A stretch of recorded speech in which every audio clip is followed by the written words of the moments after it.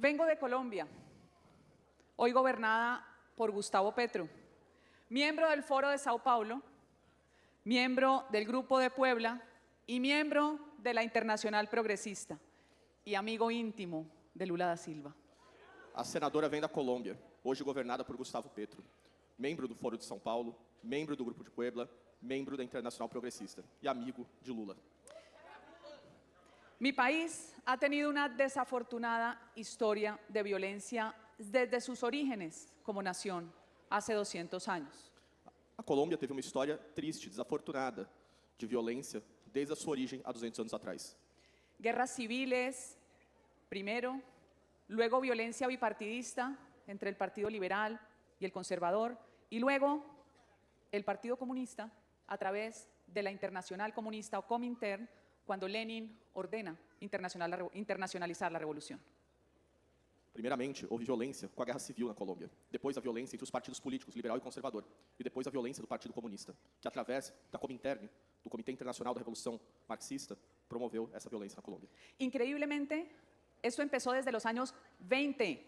Esto no comenzó en los años 60. Esto comenzó en los años 20, cuando estudiaron los comunistas el mapa de América Latina, el mapa de Colombia. Isso não começou recentemente. Isso começou na década de 1920, quando os comunistas estudaram o mapa da América Latina. La primera huelga insurreccional se hizo contra una empresa norteamericana, la United Fruit Company, en 1929, y crearon un mito en contra del ejército de Colombia. Los comunistas siempre construyen mitos y leyendas y destruyen nuestra historia. A primeira dessas ações foi uma greve, na década de 20, contra a United Fruit Company, uma empresa americana. E com isso, a esquerda construiu um mito que destruía o tecido social. 40 años más tarde, se fundan las primeras guerrillas en Colombia. Ya operaban, pero las fechas de fundación es en los años 60. Las FARC, Fuerzas Armadas Revolucionarias de Colombia, que nacen de las guerrillas liberales y el Partido Comunista. El EPL, de línea maoísta, y el ELN, que nace del ala marxista de la Iglesia Católica, y ya todos lo sabemos, Teología de la Liberación. Na década de 60, se organizaram as guerrilhas na Colômbia. Surgiu a FARC, de orientação marxista. Surgiu o EPL, de organização leninista. E surgiu o ELN, de orientação da esquerda católica, a Teologia da Libertação. Así es, el marxismo en la Iglesia Católica, muy promovido por la comunidad jesuita. A infiltração da comunidade católica pelo marxismo através dos jesuítas. Hacia los años 70 se crea el movimiento guerrillero M-19, al que perteneció el hoy presidente de Colombia, Gustavo Petro. Nos anos 70, surgiu o movimento guerrilheiro M19, ao qual era membro o atual presidente Gustavo Petro. Hay quienes dicen que el M-19 sale de las FARC, porque sus 5 miembros fundadores venían de las FARC. Existem aqueles que acreditam que o M19 surgiu das FARC, porque seus 5 membros fundadores eram das FARC.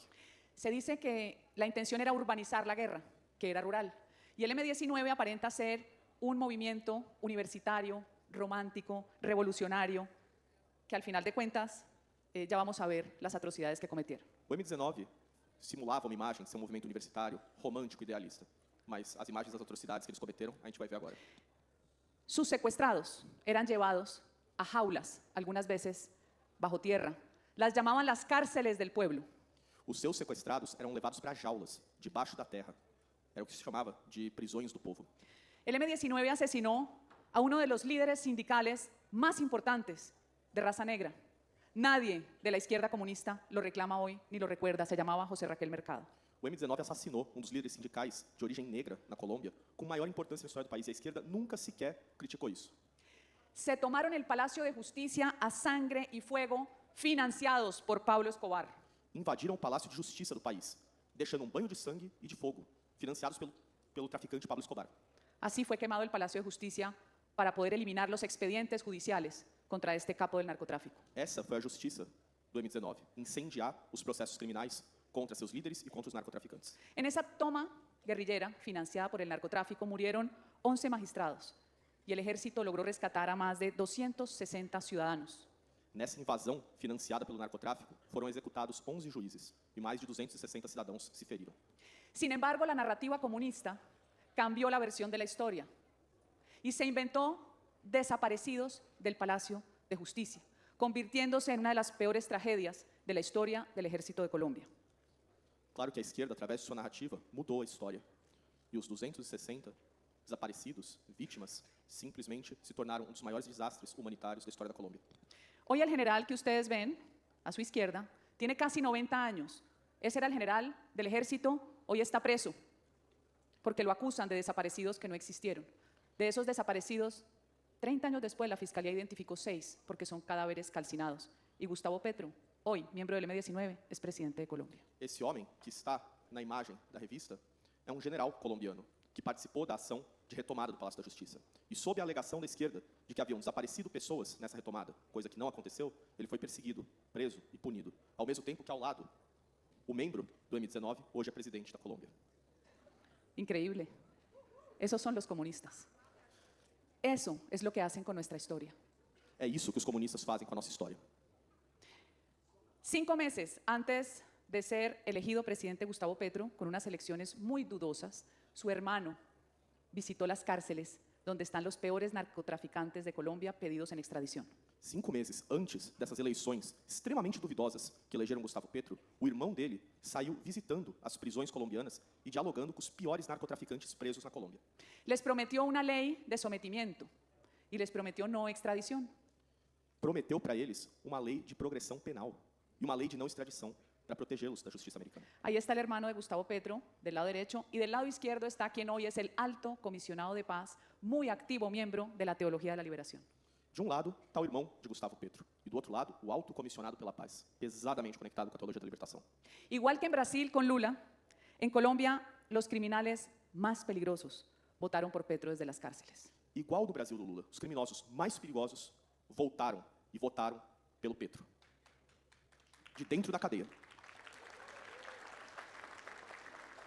Es la misma receta. Es la misma receta. É a mesma receita, é a mesma fórmula. Después aparece otro escándalo. La secretaria privada de Petro, a la secretaria privada de Petro se le pierde una maleta con dinero y acusan a la niñera. Depois aconteceu outro escândalo. A secretária pessoal de Gustavo Petro perdeu uma maleta cheia de dinheiro. Y acusan a la niñera. E acusam A la niñera, la que cuida e los acusam bebés. a babá. A babá. Lo curioso es que esa niñera había viajado 5 veces en un vuelo charter privado a Caracas E essa babá, coincidentemente, voou 5 vezes em uma aeronave fretada para Caracas, con el embajador de Colombia en Venezuela. com o embaixador da Colômbia na Venezuela. Hace un mes, el propietario de esa avioneta se entregó a la DEA en Estados Unidos. Faz menos de um mês, o proprietário dessa aeronave se entregou à DEA, a Agência Antidrogas dos Estados Unidos. De todo este incidente horrible, apareció un coronel de la policía suicidado. Ese coronel se suicidó. Era el encargado de la seguridad de la Casa de Nariño. E no meio dessa situação terrível, um coronel da polícia apareceu suicidado. Justamente o responsável pela segurança. Después, los escándalos no terminan allí. E os escândalos não terminam aí. El hijo de Petro, con su exesposa, confiesan en la fiscalía que recibieron más de 1.000 millones de pesos, $250.000, para la campaña de su papá, Gustavo Petro. E ainda por cima, o filho de Gustavo Petro confessou para a Procuradoria-Geral da Colômbia que eles receberam $250 mil. Y mientras todo esto sucede, en Colombia matan soldados, policías, civiles, y ha habido más de 70 masacres. Estas imágenes son de hace una semana en el sur de Colombia. Las bombas nunca se acabaron con el acuerdo de paz de Juan Manuel Santos, con el que se ganó un Nobel de Paz. E no meio de toda essa situação, continuam matando policiais, militares, as bombas não pararam e atentados, mais de 70 ocorreram, como esse. Pouco importou o acordo de paz feito entre o ex-presidente Santos e as Farc. Petro, alumno de Castro, de Lula, de Chávez, hoy es una amenaza para Colombia. Petro é um aluno de Lula, é um aluno de Chávez e de Castro, e é uma ameaça para a Colômbia. Petro incendió el país en el 2021, igual a como pasó en Chile y en Perú, con su narrativa de odio. Eles incendiaram o país em 2021, igual aconteceu no Chile e no Peru, com essa narrativa de ódio. El día que Petro ganó, me declaré en oposición, porque esta es la era de los valientes. O salvamos nuestros países o nos hundimos en las garras del comunismo. Ela se declarou em oposição ao Petro, porque essa é a década dos valentes. Ou salvamos os nossos países ou perdemos para os comunistas. Todos los que creemos en Dios sabemos que uno de sus designios es que nacimos libres. Todos que cremos em Deus sabemos que um dos seus desígnios é que nós nascemos livres. Y en este CIPAC, al que vengo invitada por Eduardo Bolsonaro cada año, nos juntamos los patriotas, que no vamos a permitir que la ola roja consuma nuestras generaciones, que vamos a ponernos de pie a defender nuestras naciones. E Muchas nessa gracias. CEPAC, que ela veio convidada pelo Eduardo Bolsonaro, vieram para unir forças e passar por cima dessa onda vermelha, que não vai consumir aos patriotas. Muito obrigado, senadora. Muchas gracias. Obrigado por tudo. Obrigado, Rodrigo, nosso tradutor. Gracias. Show de bola.